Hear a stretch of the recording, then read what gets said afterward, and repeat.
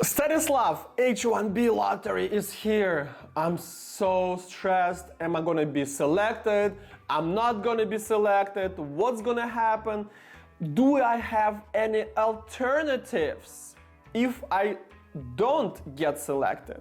Alright guys, so today I'm gonna cover this topic because you're probably not gonna be selected, and I'm just honest about this. You'll be very lucky if it's not true, and also you will learn how to get a free evaluation of the alternative visas to H-1B. Let's go! Hello my dear friends, I'm Stanislav Shamayev, a licensed business immigration and corporate attorney in Miami, Florida. Today I'm covering the alternatives to H-1B visas and why you should take this serious. Let's begin this with understanding what H-1B and just remembering what does it entail to participate in this program. Well, first of all, you must have an employer, okay? You cannot participate in this program if employer does not file the form for you to participate in the lottery, which happens from the beginning till the end of March, and it happens every year. There is a limit on these visas. It is about 85,000 visas issued every year. Now, what are the chances you're gonna be selected? I would say anywhere between 10 to 20% depending on the year. Stanislav, oh, this lottery is gonna go because Elon Musk is gonna change the law and na. Yeah, I agree. We know that they wanna change the law and it's probably gonna happen really quick this year, but March 2025 is going to be the lottery. I don't believe they're going to change it so fast. So probably 2026 or maybe even 2027, that's when H-1B is going to become like really merit-based. Again, it doesn't mean that you in particular is going to have higher chances to do this because they will want the best people. And the best people can get O1 or EB1A without H-1B. Alright, so you should also start thinking about the alternatives. So let's talk about the alternatives. Guys, my throat hurts to repeat same thing from year to year over and over again, but you guys don't get it. I don't know why. Please listen attentively and focus. O1 visa is for you. It doesn't matter if you're at the top of the field, if you're at the bottom of the field, if you have an employer for the purpose of H-1B. I cannot give you 100%. I can give you 99% that you're gonna be approved. Okay? So stop thinking that O1 only for Einsteins. Alright? This is not true. If you're a good professional, those people, employers, they're not gonna give you an offer if you don't deserve it, if they don't see your achievements. So for me, that means that you have those achievements. And if you have them, that means we can prove at least 3 criteria out of the 8 available for the purpose of O1A. You probably worked for a good company. You have a higher salary than the rest of professionals in your field, or the average professional in your field. You already have judging the work of others without even realizing that because you check the work of other people in the company, and you probably have the contribution in the industry through the product or services you worked in the company. So right off the bat, you have 4 criteria. We need just 3. Yes, I want 5, it's true, but we're already above what's needed by law.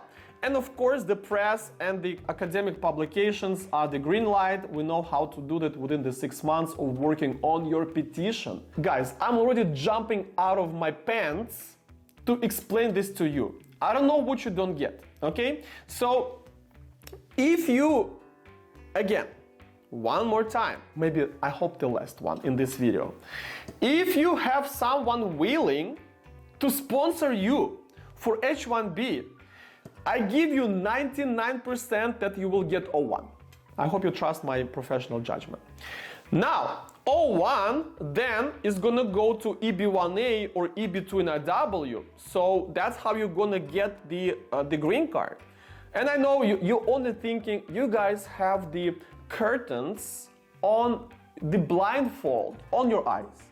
You have the tunnel vision. the only way to come to the US and get the green card is H-1B and then EB2 or EB3, and especially if I'm from India, I'm gonna wait for 20 years.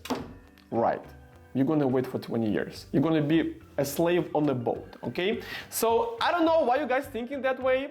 Probably you don't have enough education about immigration law, but O1 to EB1A is so much easier, so much faster, so much better for you. And you don't have to rely on no one. Yes, maybe on your employer on O1, but they already want you. They already told you they're going to file for H-1B. So all you need to do is to get your O1 petition in place and they sign it. That's it. And their attorneys are not going to do this. They don't know what they're doing, okay? So you'll have to hire someone else to do this. Hopefully it's us, because we get those approvals in 99% of the cases. So O1 is going to fit 90 to 95% of you with 99% chance of approval, okay? Number 2 is E2. That's for those of you who have $100,000 investment of clean money. So not everybody has it, right? So, but if you do, you don't even need to have an employer. You can do it through your own company. By the way, O1 you can do through your own company as well. No reliance on anybody else. Only on you and your attorney and attorney's team, okay? And our team, I would argue, the best in the field. So then EB5, if you have $1 million, you have $1 million? Come in.